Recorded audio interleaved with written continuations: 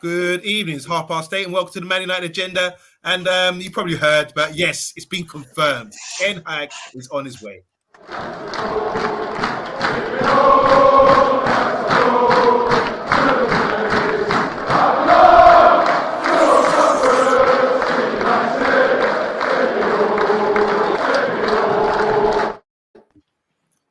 Good evening, good evening, good evening. I'm joined with a great panel tonight. It's with Rebel. I've got Yank talking smack, and I've got Patrick in the house. Start with you, Patrick. How's your day been with this wonderful news? Well, do you know what? I knew it was coming, but I didn't think it'd be today. So it's brightened my day up since the debacle the other night. So I'm really, really, really pleased and looking forward now to this fella coming in and making a difference. I'm really pleased. It was a lovely thing to hear. It's a new start, and it's great. And Patrick, all the way from across the pond here, have you met Connor?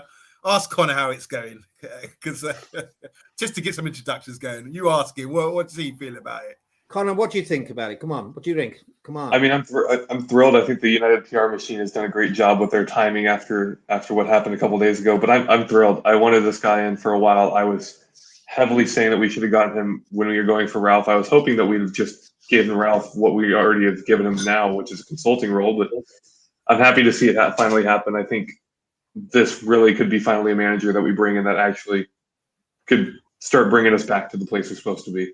Yeah, absolutely. And my Irish fella, the man who does all the homework for us at the Man United Agenda, the man with all the knowledge, all the inside scoops, all his ear to the ground, is our friend Rebel. All the way from How are we all doing? I tell you what now, it was a busy day in the office, and then this just dropped like a sweet watermelon into my lap, and I was like, oh yes, I finally get to welcome all my Man United Agenda colleagues to the Bald Alliance.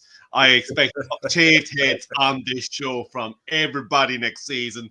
I want bald everywhere. The Bald Alliance is over. No, are you kidding me? I got too much hair for that. And I think you'll agree with me as well. But Patrick, I think you'll agree. You can't get rid of the hair when you grow this much. Yeah, Mike. I'm telling you, it's going grey. It's going grey now, Connor. Come on, I'm trying to get it diet. No, I'm joking. I think Rebel's one step ahead of us, Mr. B.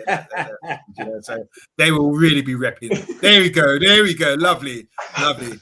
All right. So first question is, I'm going to put out to you guys, because we're just having a little discussion. So I know a lot of people covered this already, but I want to hear your views, because that's what's important to us here, the Man United Agenda. So I'm just going to think about it. What do we know? And I'm just going to read a quote here.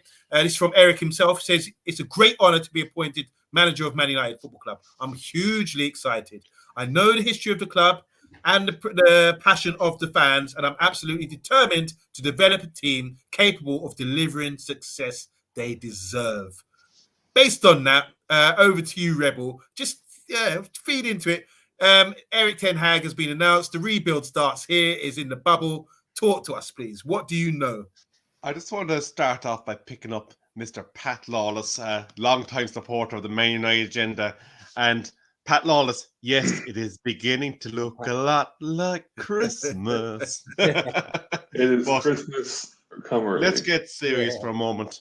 I'm going to kick this all off with a quote from Edwin van der Sar, who on the Ajax official website said today, 4.5 years is a good amount of time, but we would have liked to have kept Eric at Ajax for longer.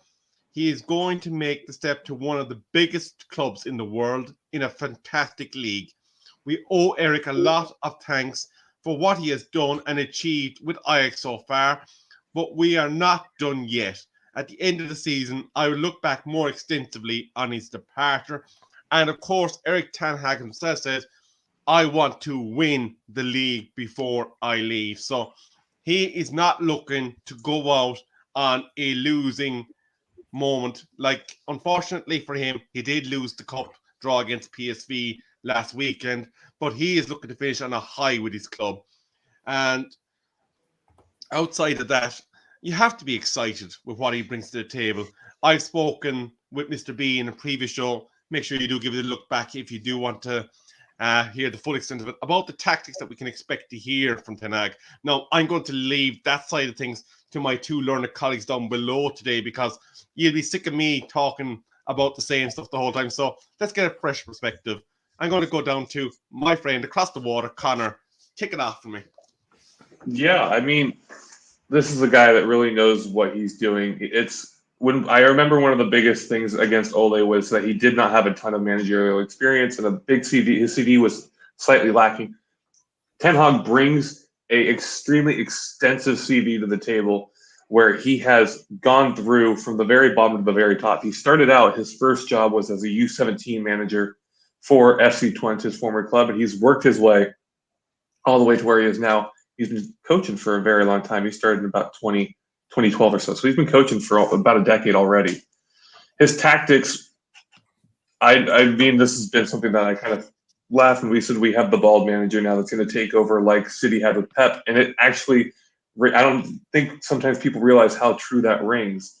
Pep Guardiola and Ten Hag actually are very good friends, having both been at Bayern Munich at a time from 2013 to 2015, I believe. And so a lot of what you see in Ten Hag, you can actually just go and look at Pep, and you see very, very big similarities, including the tactics. It's a 4-2-3-1, usually the setup when they're attacking. But when they're defending, they drop actually into a 4-4-2, which you would think is a kind of weird thing to drop into. But what they'll do is they have the attacking midfielder go up and join the number 9, and they'll have the wingers drop back. So this means that we're going to need wingers, whether that's Sancho, Rashford, along with whoever. They need to be very, very good at tracking back and getting back and helping defensive coverage. If you do not have defensive coverage from the wingers, it's not going to work. Another thing he is very much well known for, of course, it's high-tempo possession football. That is literally in 4 words, that is how he runs his club. High possession, high tempo. He's a guy who builds out from the back, and he prefers a goalie that is good with his feet and good with distribution over a big shot stopper, which does call into concern our current number 1, because we've all seen kind of the strength and weaknesses of him. And he likes to play with what's called inverted wingers. Now, for anybody who doesn't know what that means, inverted wingers are wingers who have the opposite foot that's dominant of the position they're playing. So that would mean a right-footed left winger and a left-footed right winger.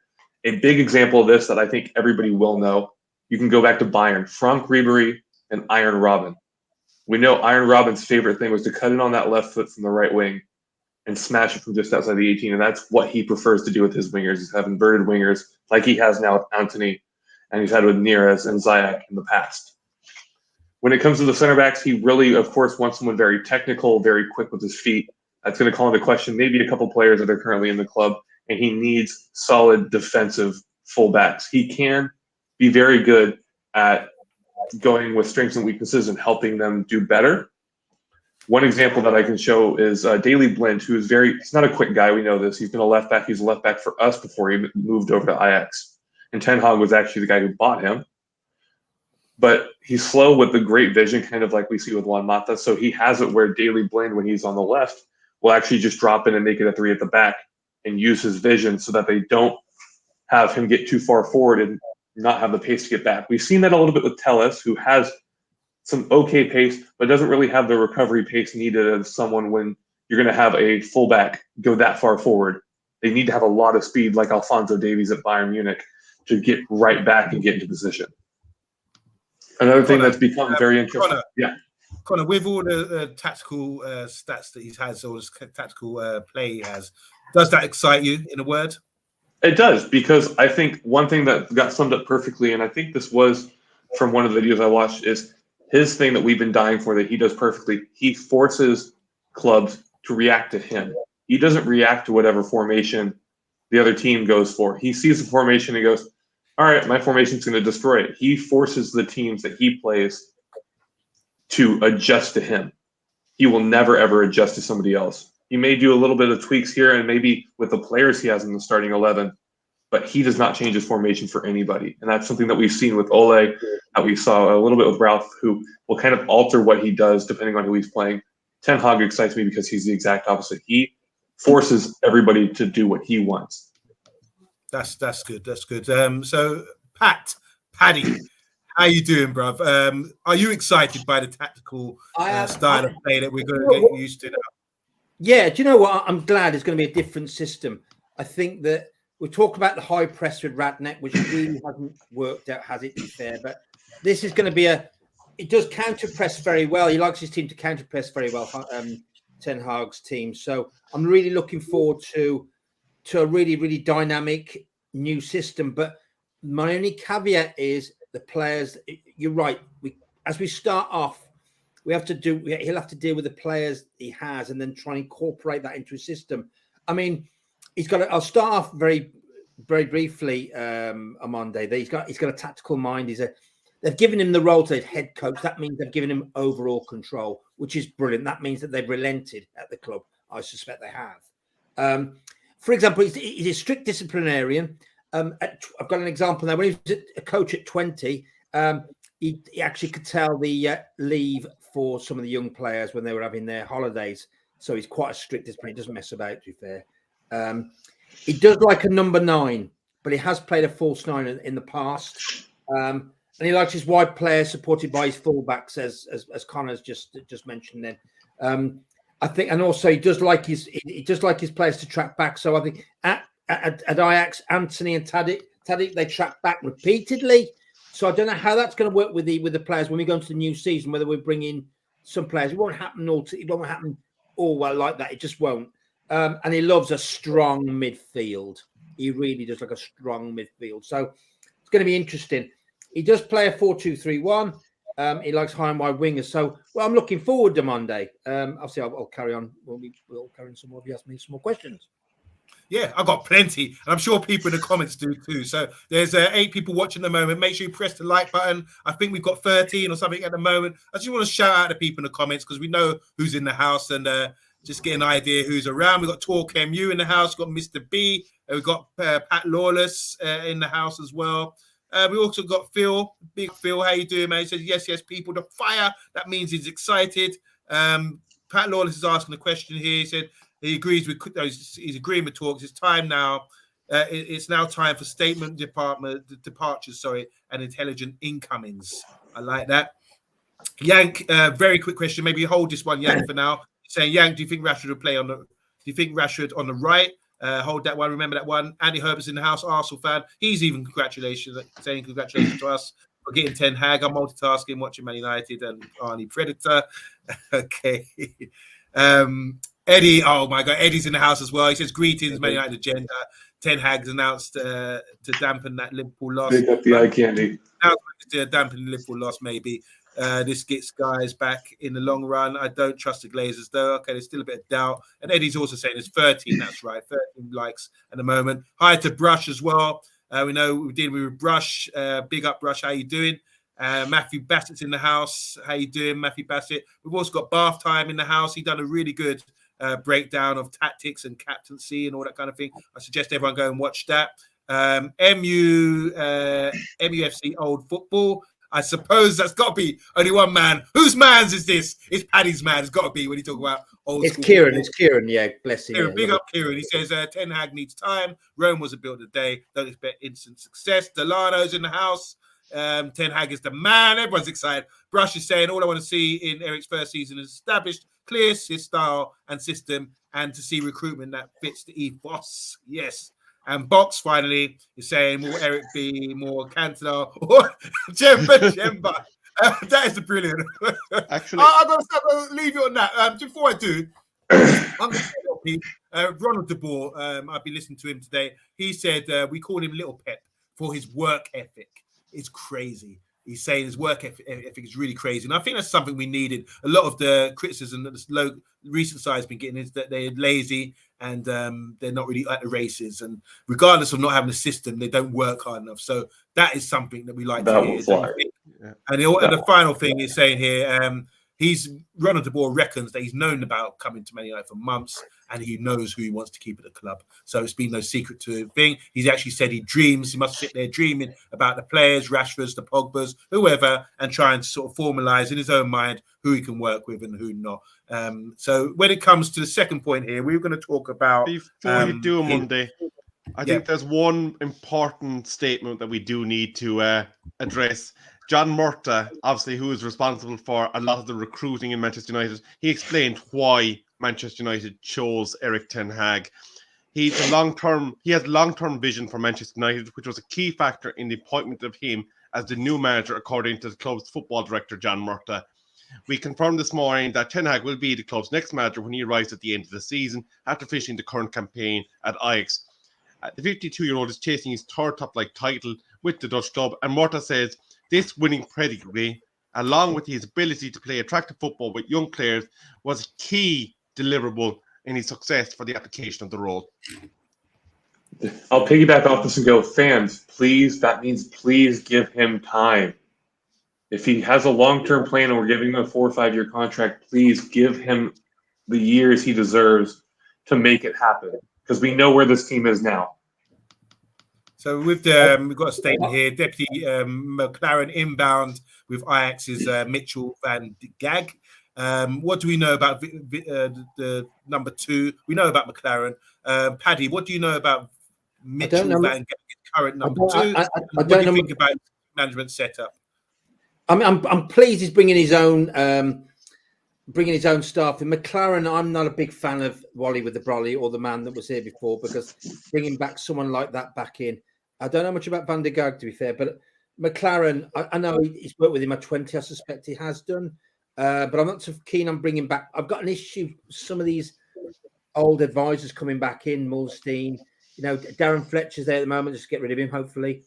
But I'm a bit concerned about McClaren, but I suppose he's going to be, I don't know, I've got an issue with ex-assistants coming back in. I know they'll be on an advisory capacity. I'm not so keen on that, to be fair. I know he's going to bring his own in. Van der Gaag looks very good. I want his own in there to incorporate his own style of play, but not an outsider. That's my only view on that on Monday. I'm going to roll over to you, Conor. I mean, the number 2, the coaching setup. What do you envisage would be the setup there with him? His number 2 looks like it's going to be Mitchell, but beyond that, and why do you think McClaren's been mentioned? I mean, I kind of have to agree. I think McClaren's been mentioned because it's someone that I have a feeling. I mean, you look at McClaren's CV, he probably ran into Mitchell at some point during his time. There was a brief moment where McClaren was the head of VSV Wolfsburg, and so there could have been a little overlapping. Plus, like he said, it's a former assistant.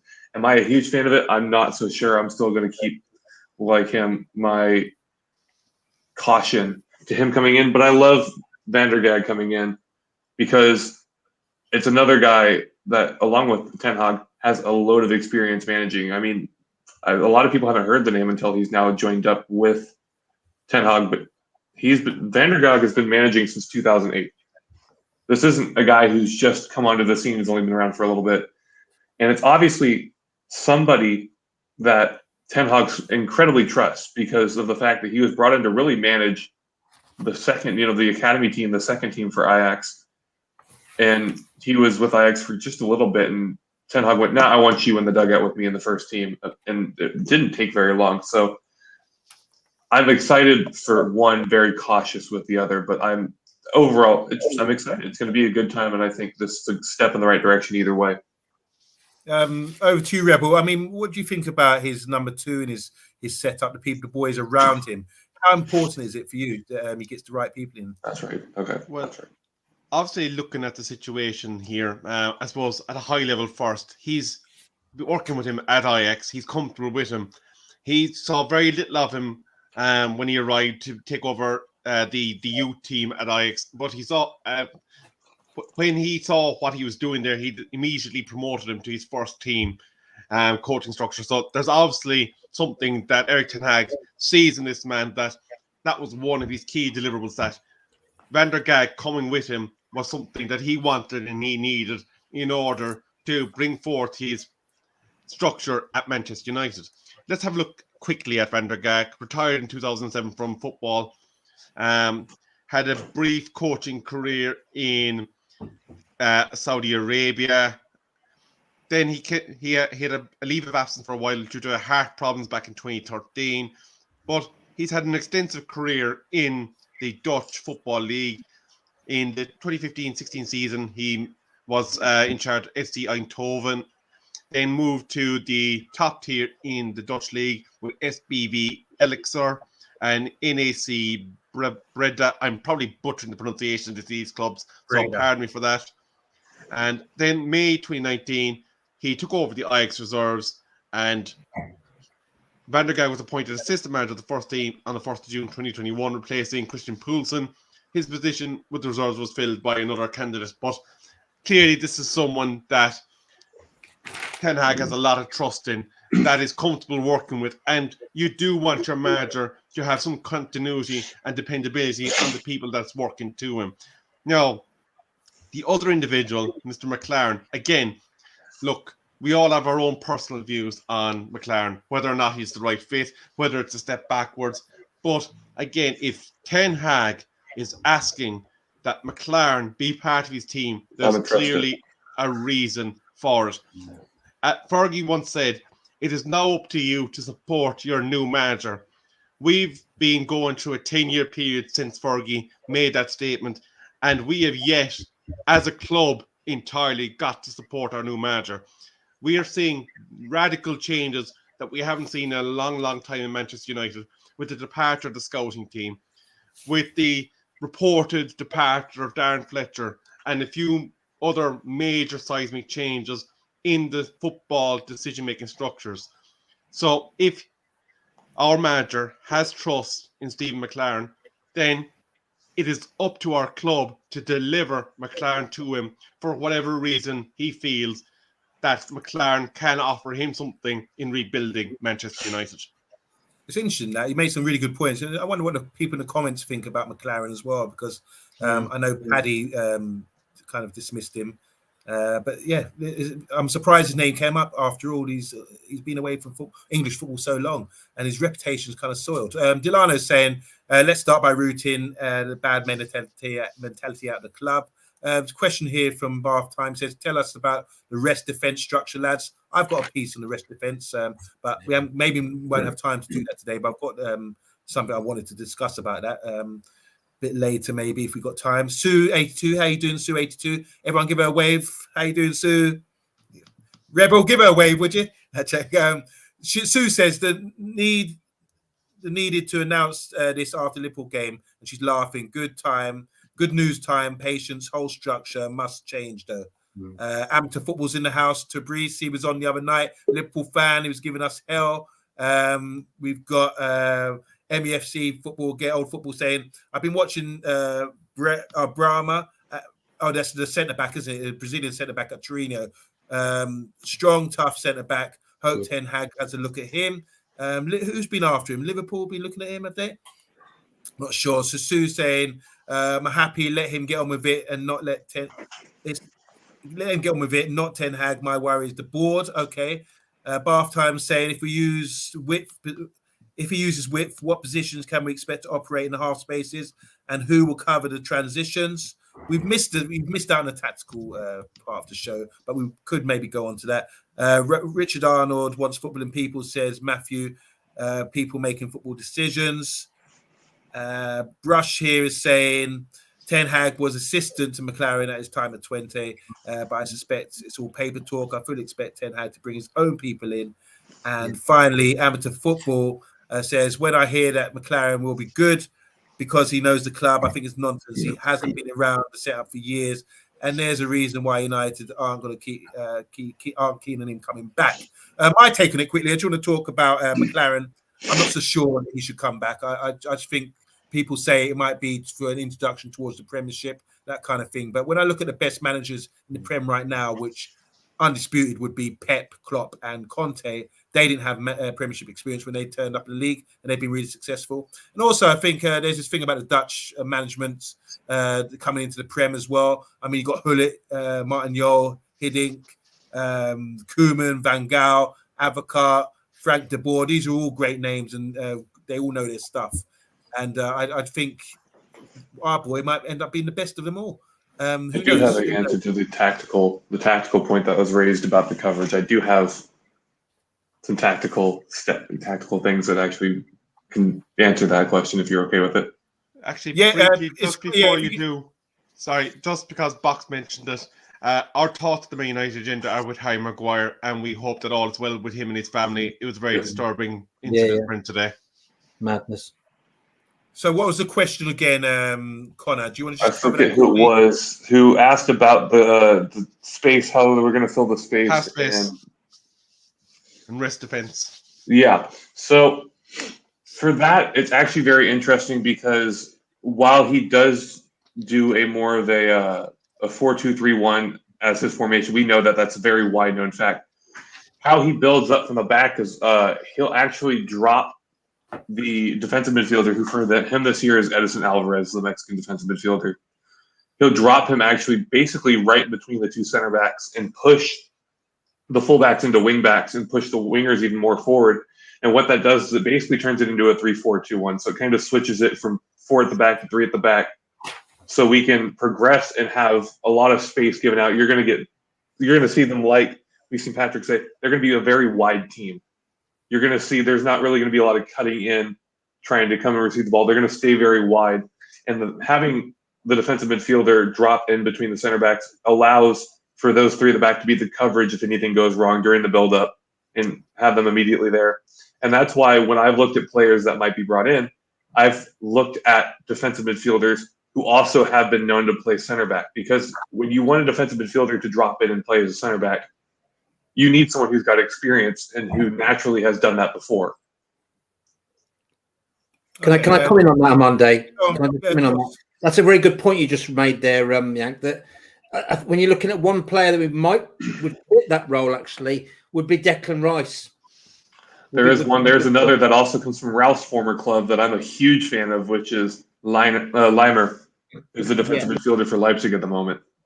Yeah, so I think it'd be a complete defensive midfielder and would fit into that positional rotation that would fit. That's my point on that point, Monday. Paddy, why are we there? Can you just answer Sue's point here about how Maguire would fit into a high line? He won't fit into that high line at all. He won't. Okay. That's the universal then, everyone agrees on that. Is that because a high line, there'd be spacing behind, you need to be pretty quick? Yeah. Yeah, you need someone who's very, very technical with his feet, very good with his feet, and has a decent bit of quickness to him. And that's why one rumor we've now seen coming out is Timber has already reached out to Ten Hag and said, I would like to come with you to United. And apparently in the next 2 weeks, in the next week or so following, United's already going to be sending some representatives to go talk with Jurriën Timber's representatives to bring him to the club. And that's a person who not only fits that kind of status quo as a center back, also a great thing, provides coverage at right back. He's played right back really frequently when needed to over at Ajax. So that brings not only fullback coverage, but also brings a quick, technically sound center back who's actually still very young. I believe he's 22 or 23 into that back line to go partner with Varan next season. Rebel, can I just ask you on this issue about the high line and Maguire? What's your thoughts, Nick? I'm going to match that with the comments. Absolutely, yeah. I suppose the point I was actually going to make was, I suppose, the clear example that Ten Hag would be able to use when he's reviewing the situation ahead of his arrival just after the end of the season is that first goal against Liverpool. We played a high line. Now, again, if you want to hear what I said about that goal in the reaction show, you can see the breakdown that we had a press that didn't really commit fully. Some of them were thinking of coming back. Some of them were thinking of coming forward. Pogba actually held his position perfectly in that high line. But then we were very much undone by a ball over the top. And this is where Ten Hag is going to be looking at his wing backs, at his centre backs, and thinking whether or not they can do a job. The wing backs actually in the Ten Hag system are very much going to be utility players. Sometimes they're going to have to tuck inside to create a diamond in midfield. Sometimes he's going to expect one of them to explode forward to create overlap on the wing. But when one moves forward, the other one always has to be aware that they are required then to stay back and keep that 4-person defense that Ten Hag seems to constantly have in place, regardless of who is moving. And this is also going to be an interesting part for Bruno Fernandes, because he's going to be expected as a Monday up-and-comers to track back and form part of that defensive line. So not always. There are moments where he is asked to actually be, like I said, when it becomes a 4-4-2, if he is that attacking midfielder, he's actually asked to go forward and join up with the 9 to kind of be that counterattack while the wingers will drop back. That's at least what I've seen in some of the videos I've watched and some of the times I've watched them play, that the attacking midfielder actually will move forward and give the wingers the opportunity to come back completely. But honestly, for me, more than anything, more than the center backs getting called into question, right? More than McGuire, all 4 fullbacks are now called into question, because you need solid fullbacks for this formation and for his style of play. We see that now with Walker and Cancelo at City. We see that in a lot of places. I kind of call into question all 4 of our current fullbacks if they're really going to be up to the job. Can I throw something in there? So obviously the players are reacting now. We're seeing quotes from our own players. I think De Gea put a quote out, but there's a really important one here from Fred. And Fred's saying he's a world-class coach. Pulled out his zipper. He said he will help us a lot here. I've watched Ajax a lot, and they're a really great team and play great football. Hopefully next season we will win trophies. I think Fred's trying to sort of put himself out there. He also says we have to prove ourselves day in, day out, and game by game. The new boss will look at the team, and you have to show the quality of your work.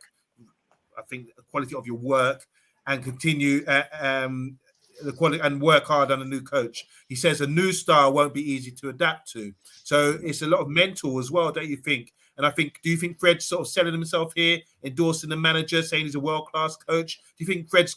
I want to ask you all, just name me 3 players, make it really quick, that you think would benefit from this appointment based on the tactics we talked about and everything else. So I'll just start here. 3 players that come to mind will be Donny van der Beek. I think Rashford's a question mark for me because I think he might stay.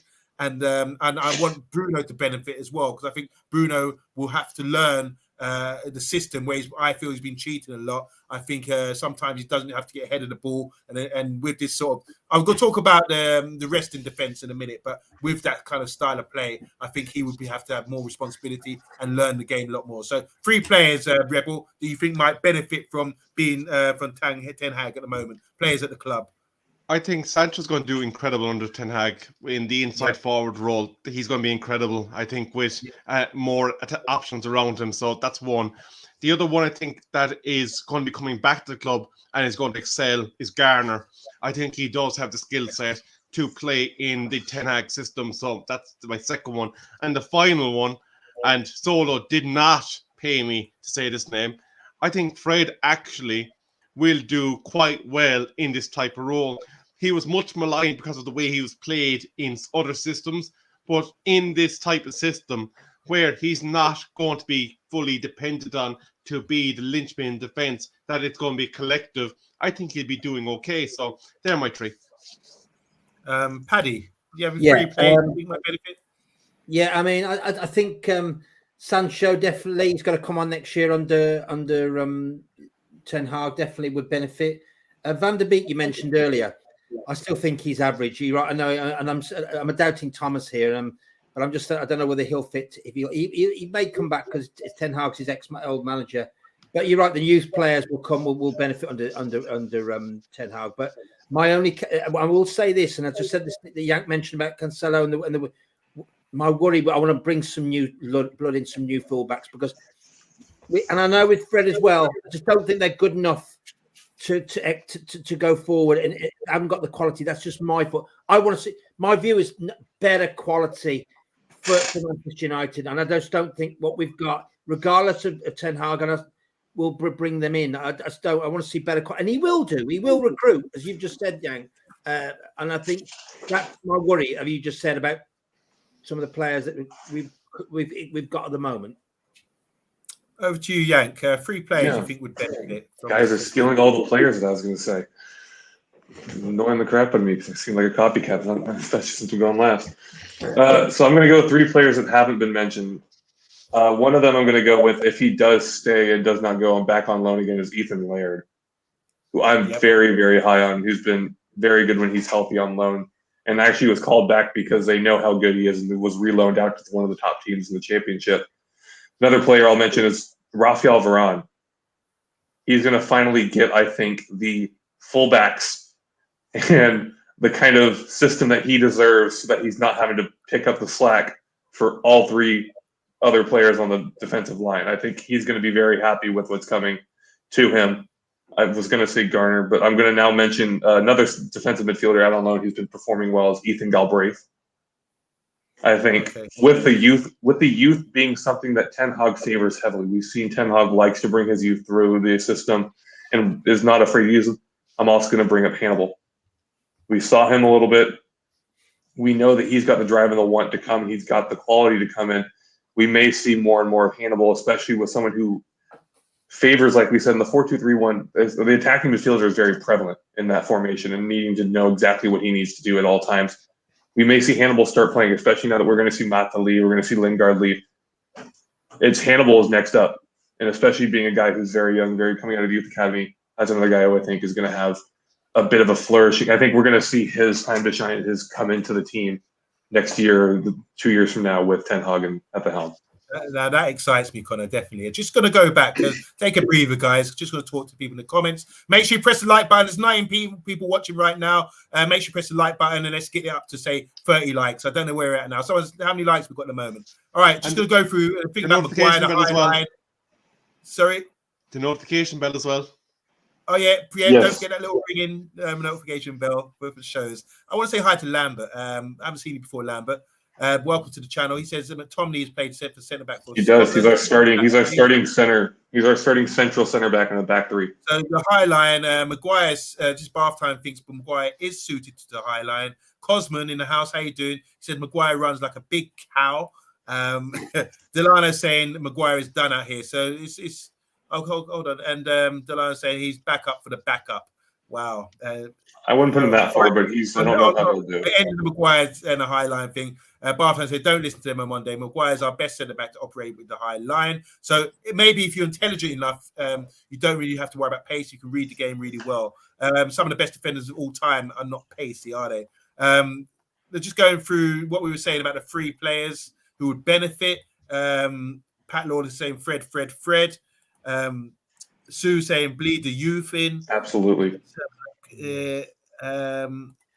Rebel, you've got an agreement here from TalkMU. He says maybe Scotty.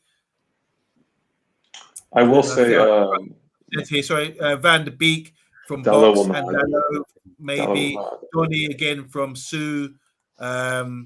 Henderson, Box is saying Henderson would benefit distributing from goalkeeper. Sue saying Fred will be good squad players, work hard, and what we need to add to the team, yeah, they would do well. Okay. Just Garner was mentioned to MUFC old school. Garner was mentioned by Rebel. I just didn't mention because I tried to come up with three players that hadn't been said yet. I think Garner's a good fit. If you're a young player now coming through, would you be excited, guys, about the manager's philosophy? Absolutely. I just want to talk about a few principles of play. We do know that he does incorporate youth players. The 4-3-3, emphasis on counter-attacking movements and decoy runs with off-the-ball runs. So there'll be a lot of work required, as you guys, Paddy and Connor said earlier in the show, about running back and running forward without the ball, that kind of thing. Flexibility for the defenders in the build-up, that's really important. To stretch the pitch, as Bath Time was saying, to open passing lanes and the space between the lines, and defensive risks in rest defense. Now, people might say, what is a rest defense? Now, rest defense means simply snuffing out the ball when we get countered or when there's a turnover of ball. So that means maybe use your two midfielders dropping deeper, closer with the defense, and then be in a position to quickly turn over the ball again. So their position, they won't get ahead of the ball, for example. So they will be sitting back, waiting for us to lose the ball, and they'll be in position to strike. And that's called a resting defense or a resting setup there. So they can get the ball turned over again in a higher position in their half and score from that. We've seen it. It's similar to what Ralph, it's kind of similar to what the high turnover in high up in the pitch and having control in that sort of area.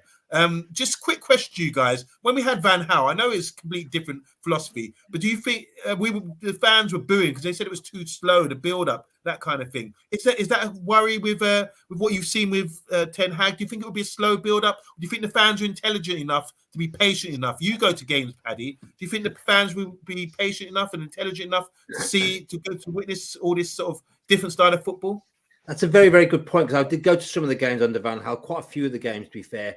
And you're right, it got very, very toxic and got very negative about his style of play. You could see the slow dip downwards to getting rid of him in the end. But the point, and I know Rat Young started about give him time, but Fergie talks about this is a results industry, this is a results game. Will there be given? Will I know God Almighty, I want to give this fella time, I do, but will he be given the time? Because fans are fickle. We'll go, yeah, I was so loving he's coming today, fantastic, I'm so pleased, and then suddenly within about 6 months ago, I don't think we should have appointed him. Not at all. I think it was a good idea. I don't know what we're thinking of back in. People are already doing that with Ralph, even though it's not really been Ralph's fault that we've been so dreadful. Yeah, exactly. So I worry about that. It's a results industry. Fans these days want to see it, but I think that's just got to be counted all the time because we're in a different area now with Man United. We're in a different area with this manager coming in. We've got to, as you said, Yank, we've got to give this fella time to, like as Klopp did. And Klopp had 6 years. Yeah, exactly. So we've got no choice on Monday, but I just know how fans are Monday. That's my worry. I will say, Rebel, what's your take on that about the style of play? Do you think the fans will be patient enough to sort of, if they're not understanding what they're seeing on the pitch? I think I'm going to use again the first goal that Liverpool scored against us as an example. They didn't exactly fly out of the blocks from the back in terms of their build-up play. That ball moved between 3 or 4 of the defenders for about a minute before they created the opportunity for Trent Alexander-Arnold to make the first incisive forward motion. So the reality of the situation is slow build-up at times is probably going to create more space deeper for your players when utilised correctly. So if fans are getting on the back of the manager because they're seeing at times that there's a bit of tippy-tapping across the back in order to create those opportunities, then they might need to understand what they're facing in terms of the defence that is being presented by the other team, because slow and steady at times wins the race. And I suppose the big thing that people need to understand with a new manager coming in, Sky Sports prepared a portfolio this morning of potentially 18 players that might be leaving within the next window or the next 12 months.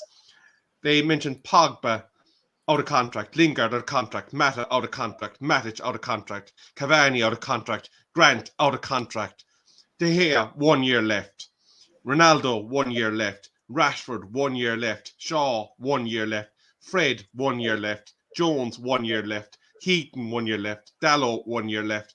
Other people that might not be happy to play second fiddle anymore: Henderson, Bailly, Martial, Williams. So there's a large. I'm finding a lot of. I think I only found like 3 or 4 players that I actually give a shit if they leave. Yeah. But I suppose the point of the matter is with this level of transition, patience and understanding for what this guy is going to have to bring to the club in terms of taking us from where we are to playing the type of football that your Cities and your Liverpools play is going to take time. And they're going to have to understand that slow build-up play could at times be part of the package of the offense that he's going to try and present.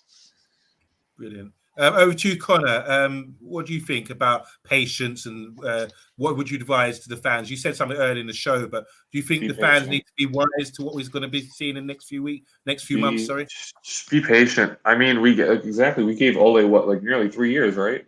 Too long. The least we can do is give him at least that. He's got a 5-year contract. It's 4 with an option for an extension. At least give him the 4 years. The thing is, Rome wasn't built in a day. This team is not going to be saved in a season. A lot of people saying that second season he should be delivering trophies, not with the absolute gobshite that he's been handed on a platter.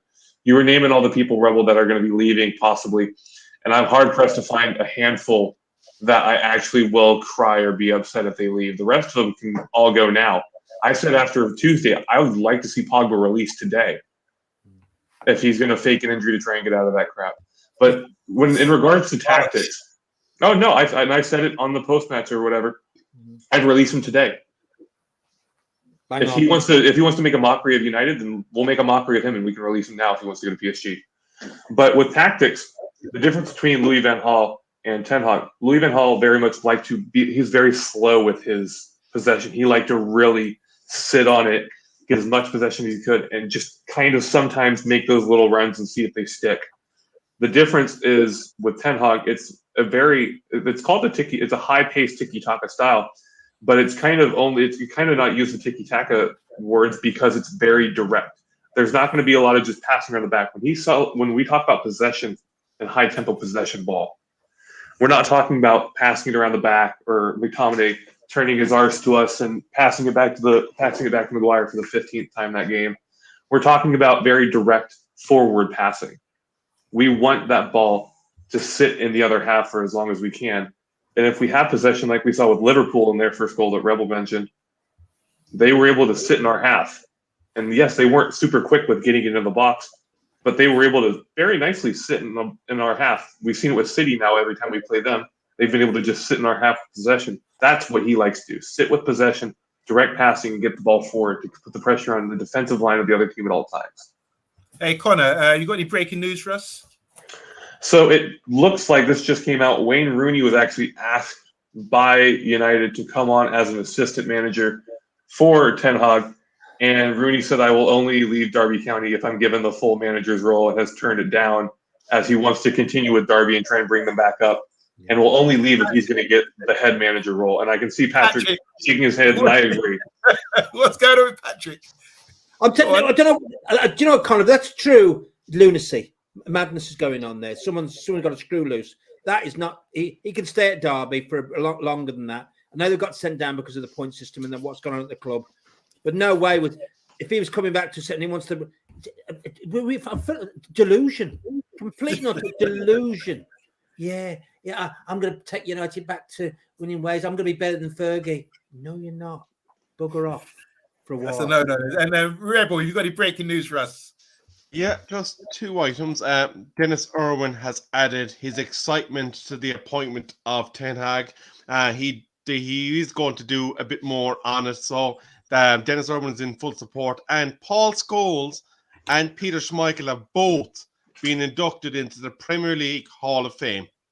Took them long enough. Yeah. More than deserved. Yeah, definitely. I don't know why they weren't first ballot called.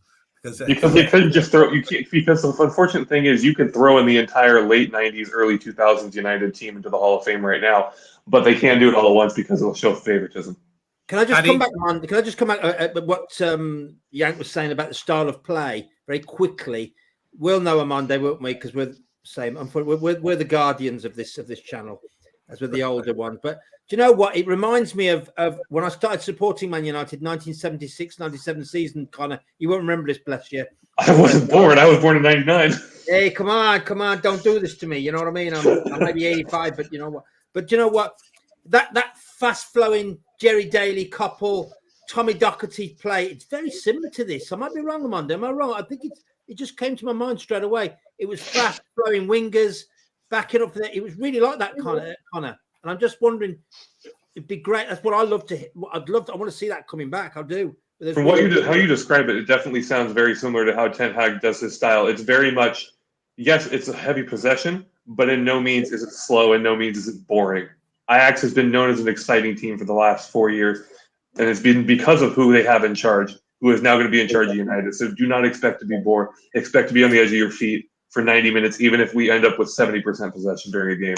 Well, I'm glad, because I'll be going next season to a couple of games. And if that's the case, I'll be coming back home from Manchester to the Midlands happier than going miserable and back again. We want reports from the games in Paddy, because this is all new to all of us now, a new generation. I mean, it's been 10 years since Fergie's left or so, and it's been miserable, and we couldn't get much lower than what happened the other day. So sometimes when you're on your face, you will accept change, and I think that's where we're at now. We're going to accept the change, and hopefully, as Colin was saying earlier, and the rest of the panel, we give them time to do what he needs to do and have a lot of patience. Guys, just want to say once again, if you're in the comments, we can't read them all out, but there's been some really interesting views there. Just final one, just to make us laugh at the end. We wanted to say, Connor, this goes to you. You're going to wind up the show now. Just tell us, because Eddie's saying he's got to disagree with Yank talking smack. If Pogba was injured, there's no way to disprove that. And finally, hold on to that one. Finally, I just want to say hi to Tyrone Williams. He says Tyrone's a proper fan, a good friend of mine as well. Big up Tyrone. He says, I'm happy that Ten Hag is now at Manchester United and the manager. Fantastic news. I hope he can get rid of as many players as he wants. Ranić will let him know who to get rid of. That is true. So just, Pogba, the issue, I do have a bit of, I support Pogba as well in that respect. I think he was injured. I don't think he was faking it. And if he is, that's fine. But it's very interesting that his injury is going to last just long enough for him to come back right as the season lets out. Yeah. And on the same day, apparently on the same day, he's got a 4-year contract now agreed with PSG. So that's all I'm saying. Well, you're right, Connor, because I think he just had a slight crease in his sock. I know he was trying to fix the crease in his sock when he came Okay, up. all right. Joke time. Yeah. Rebel, finish us off, please. Seeing as Cookie has arrived, Cookie, what do you think? Pogba, should they go now? That's a yes for me. That's a yes for me. That's a yes for me. How I feel about it, you know. Monday, can I just very quickly finish off about what we need? And Jan can tell me, and Rebel. We need a defensive midfielder first, a centre forward, a centre back, a right winger, and give youth a chance. There you go. So if anybody would like in the comments for me, I have a Google Doc I can post. Say that again, please, Paddy. Yeah, a defensive midfielder first, a centre forward, a centre back, and a right winger, and give youth a chance. There you go. Okay, so it's 4 positions we need. Yeah. My Google Docs has one for all of those. Yeah, I would all agree.